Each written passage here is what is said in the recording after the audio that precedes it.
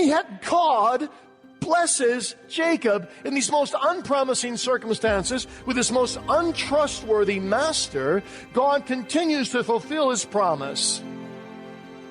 And even Laban, worldly Laban, sees that God is blessing Jacob and knows that God is blessing Laban because of Jacob. Everyone knows what is most pleasant to him, but God alone knows what is most profitable. Thomas Boston.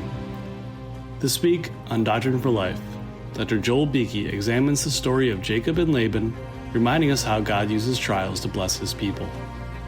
To enjoy more resources from the pen and pulpit of Dr. Beeke, visit joelbeeke.org.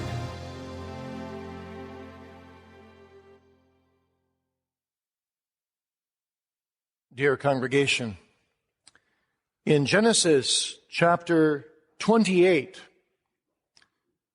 God promised Jacob many blessings, one of which was an increase in prosperity. And the word that was used in that chapter appears 2 more times in the chapter I read to you this morning. In verse 30 of chapter 30, Jacob says to Laban, "Since I've come to you now, you have increased unto a multitude." The same word is used.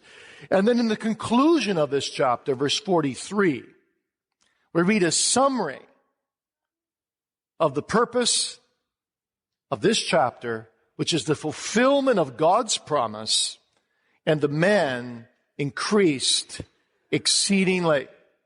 And again, the very same word is used, showing us this is the primary theme of Genesis 30, the second part.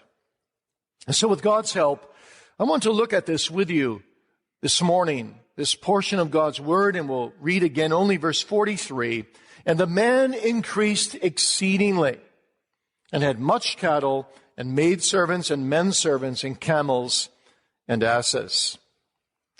My theme then this morning is, God blesses us despite 3 things. Despite our unpromising circumstances, despite our untrustworthy colleagues, and despite our unworthy craftiness. God blesses us despite our unpromising circumstances, our untrustworthy colleagues, our unworthy craftiness. You recall from many sermons in the last year or 2 how often God blessed Abraham. God blessed him, called him to be his servant, and said, "Thou shalt be a blessing."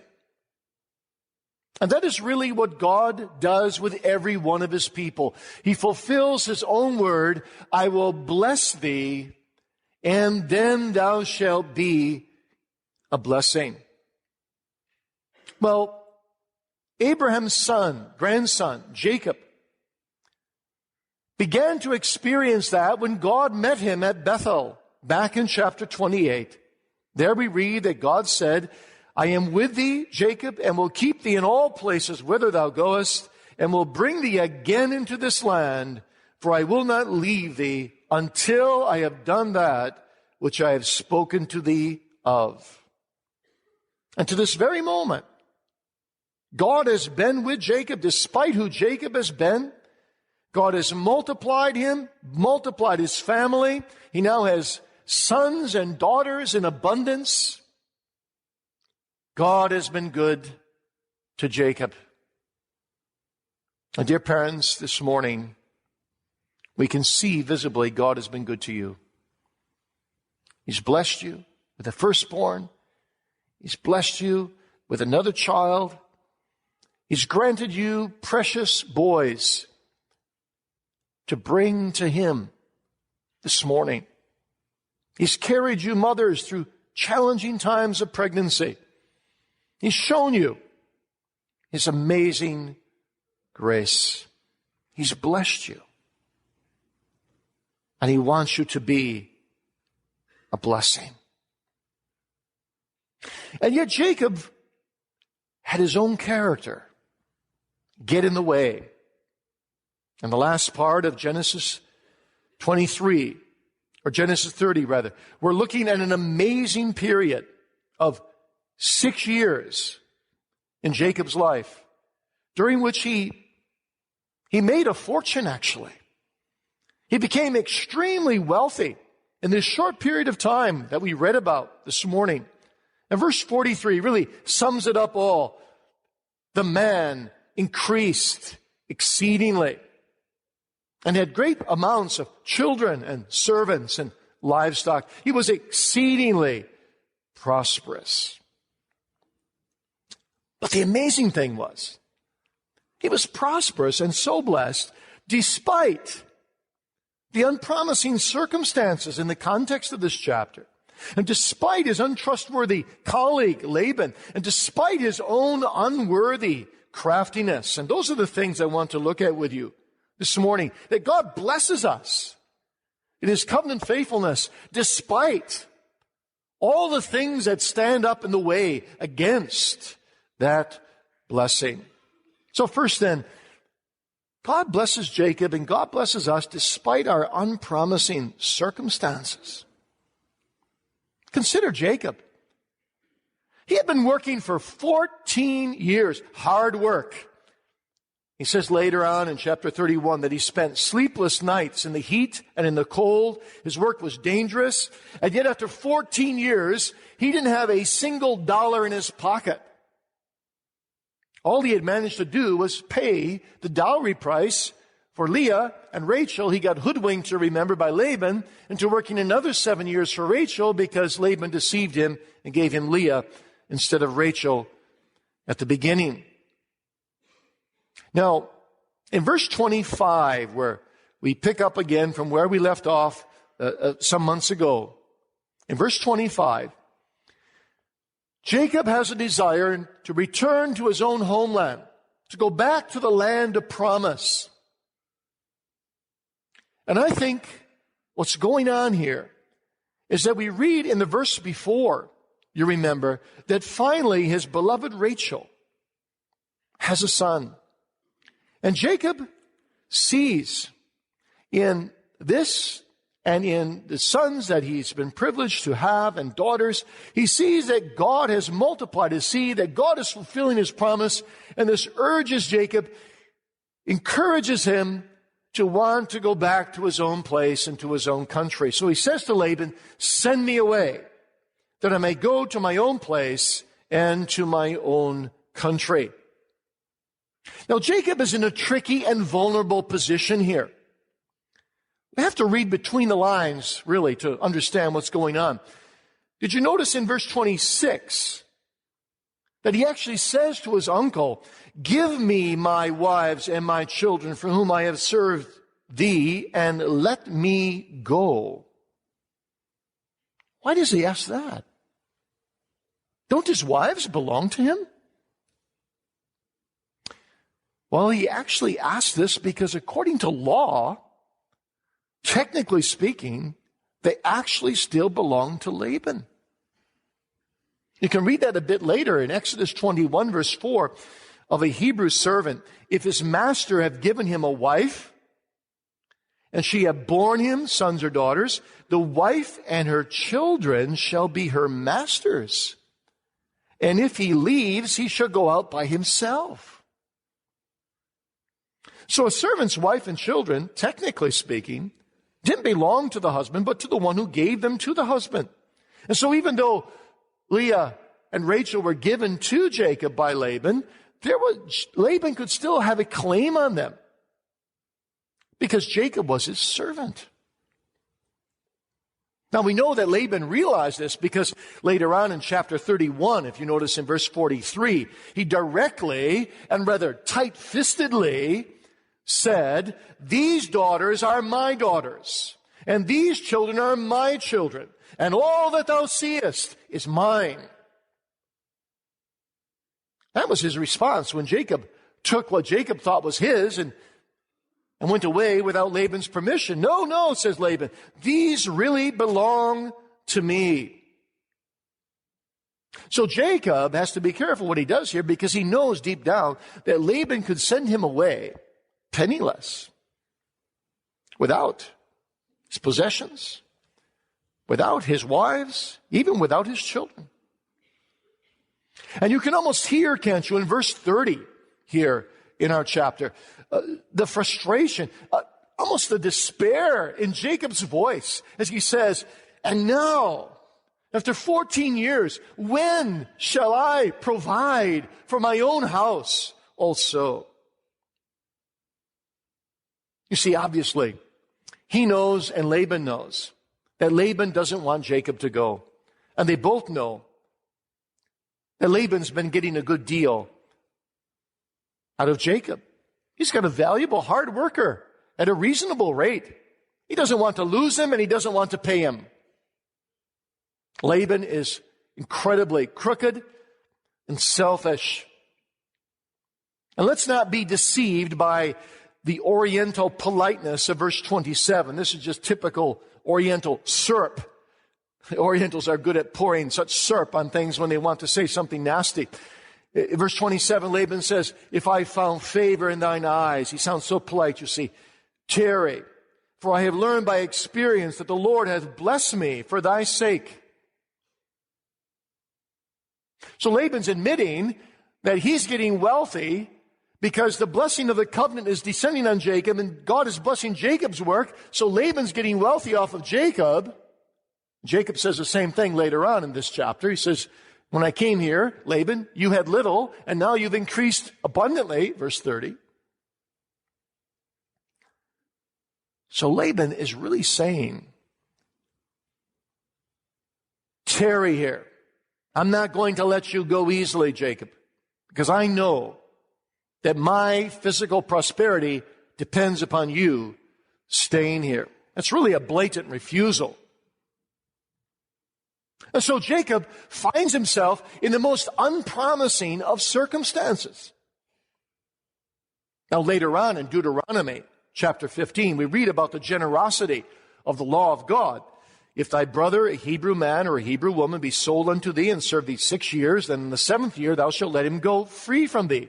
And when thou sendest him out free from thee, thou shalt not let him go away empty. Thou shalt furnish him liberally out of thy flock, and out of thy floor, and out of thy winepress. Of all that wherewith the Lord thy God hath blessed thee, thou shalt give unto him.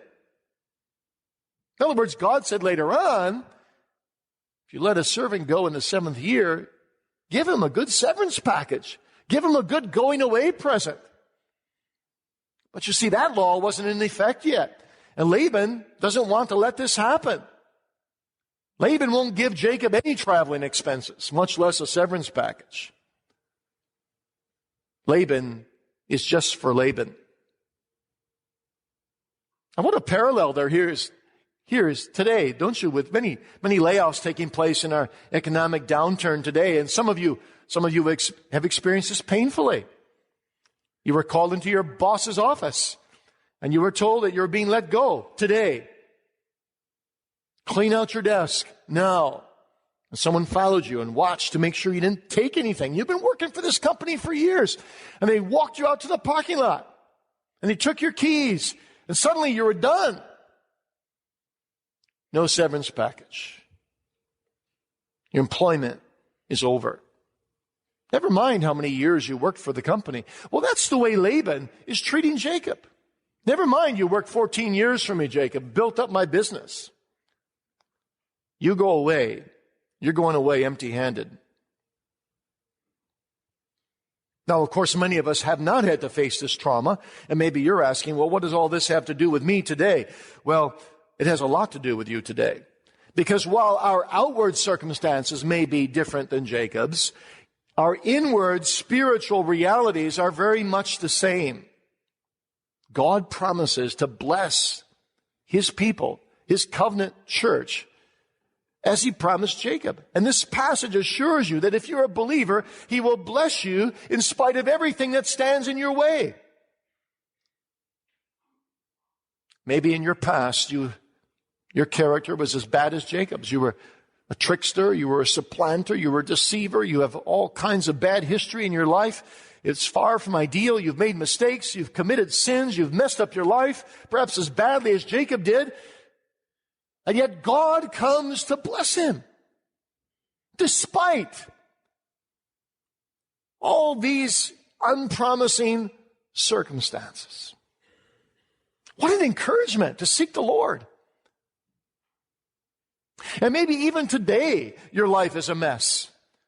You may have made many mistakes as parents, not just these parents, but all of us as parents have made many mistakes, haven't we? And perhaps even today you're paying the price for that. Maybe there's tensions and difficulties and problems in your home, as there was in Jacob's home, as Leah and Rachel battled it out together. Maybe you've got children that are battling it out. Maybe there's strife in your home. Maybe you're worried about your future. And maybe you say, how can I cope with all this mess that I've made in my own home? Well, you see, even God's people can often be unwell, lonely, unemployed, or have difficulties in their home. We all know times in our lives, don't we, when we're in difficult circumstances.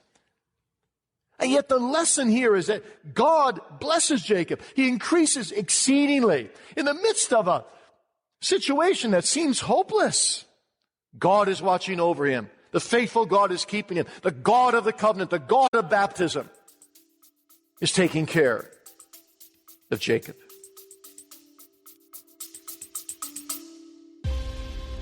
Let's take a quick break. You're listening to the All of Life for God podcast from Reformation Heritage Books. Use the code ALG at checkout to save 10% on your next order. Live as if you thought that Christ might come at any time. 19th century evangelical leader J.C. Ryle knew that there was only one way to prepare for Christ's return: to put on the Lord Jesus Christ in every aspect of our lives. Now you can take up this charge daily with Our Great Redeemer, a new 365-day devotional featuring excerpts from J.C. Ryle's sermons. This compilation of 365 powerful readings from Ryle's preaching and writing is rich with grace, truth, and conviction that defined Ryle's ministry. Order Our Great Redeemer today at the link in our show notes.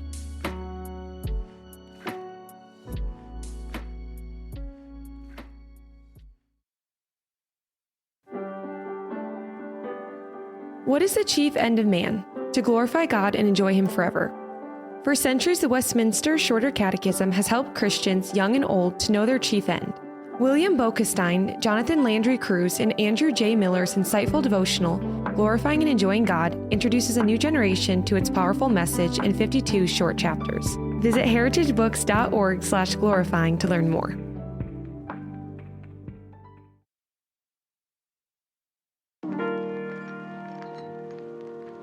Thousands of sermons, dozens of books, commentaries, and devotionals, decades of faithful ministry.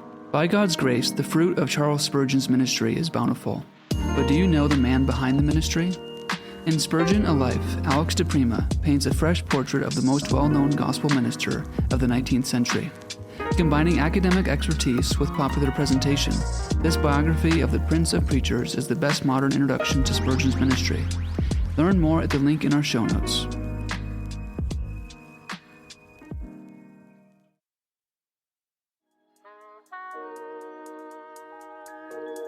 I am not ashamed of the gospel of Christ, for it is the power of God's salvation for everyone who believes. Romans 1, verse 16. This truth is at the heart of Paul Washer's Christ-exalting preaching. From the Recovering the Gospel series to the Preeminent Christ, Washer's works call believers and unbelievers alike to behold the Savior in the gospel. Explore the writings of Paul Washer, published exclusively by Reformation Heritage Books, by visiting heritagebooks.org/Paul Washer. Thanks for listening to the All of Life for God podcast. Don't forget to enter the code ALG to save 10% on your next order with Reformation Heritage Books.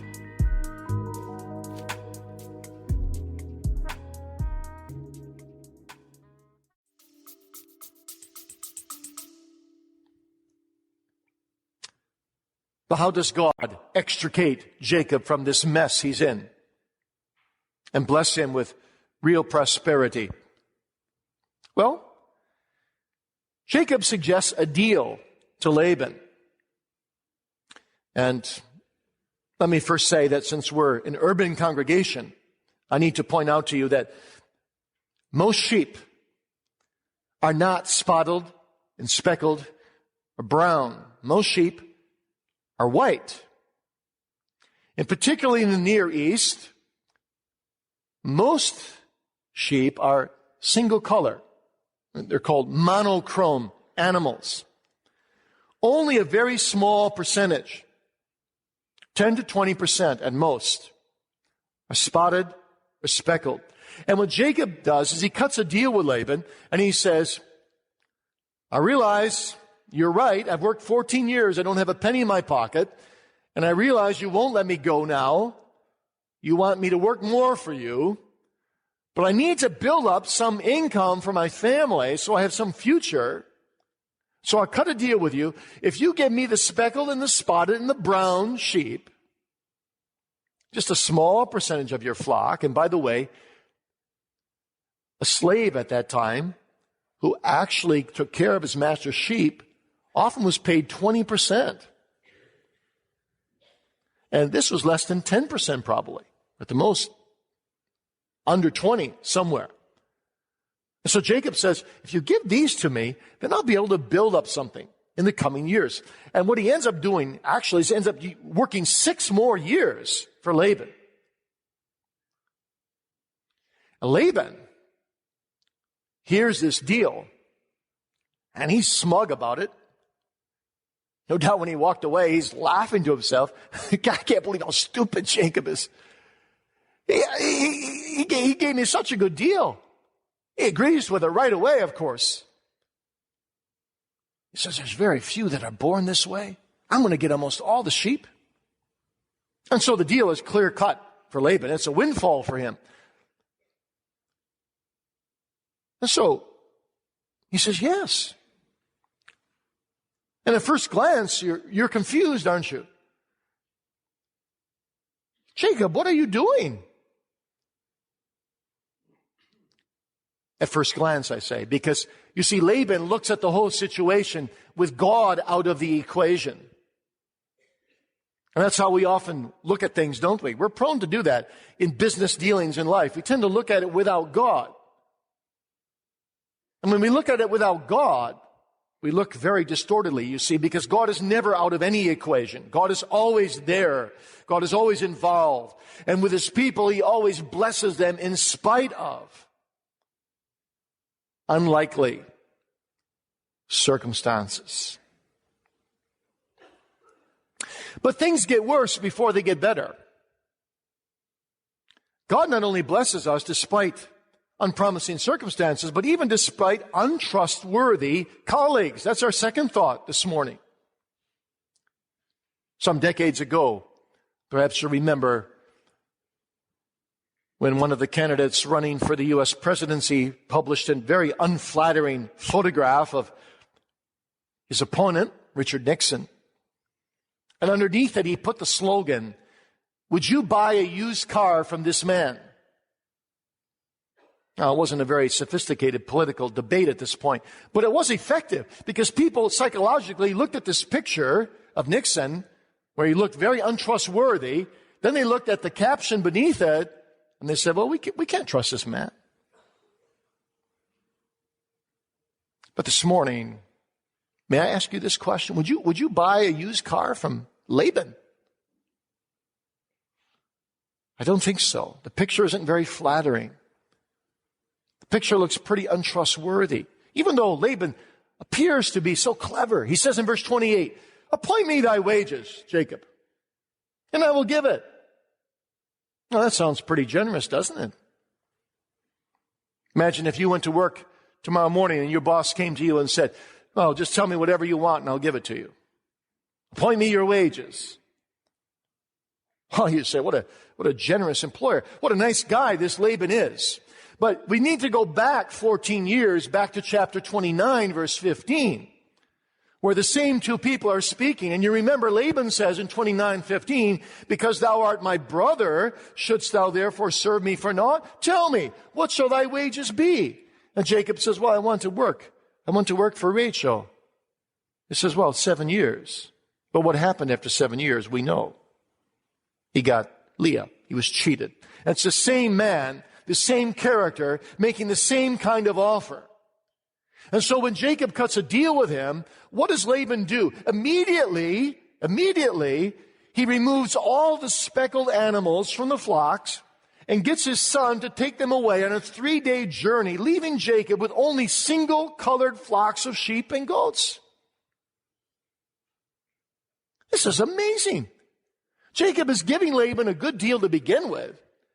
And Laban's saying, that's not even enough. I'm going to trick you, Jacob, and I'm taking away all the sheep that really are yours now already, even though it's only probably 7, 8, 9%. I'm taking them away with my sons, and they're going to go far away from you, so you only have to work with the plain-colored sheep. So really, my goal is to get you to remain penniless. You see, Jacob the deceiver continues to be deceived. He continues to sow what he's reaped in his own past. But Laban is a crook. He's an untrustworthy colleague. And so for 6 more years, Laban keeps tinkering with the contract and changing it. You read in the next chapter 31, that when Jacob finally does leave Laban, he says to his wives, your father deceived me and changed my wages 10 times. But God suffered him not to hurt me. You see, verse 9, God has taken away the cattle of your father and given them to me. So here's what happened. You see, every time the speckled and spotted and the sheep that Jacob had began to multiply, Laban changed game plans. And because he was the master, he had the authority to do that, and Jacob had to submit, and every time Jacob had to start over. And 10 times in 6 years, that's almost twice a year. Every 8 or 9 months, Laban is changing plans. And yet God blesses Jacob in these most unpromising circumstances with this most untrustworthy master. God continues to fulfill his promise. And even Laban, worldly Laban, sees that God is blessing Jacob and knows that God is blessing Laban because of Jacob. What an amazing covenant-keeping God we have. Amazing. God said to Abraham, all people on earth will be blessed through you. You will be a blessing to the world. And here even Laban gets to participate. Crooked Laban gets to participate in some of those blessings.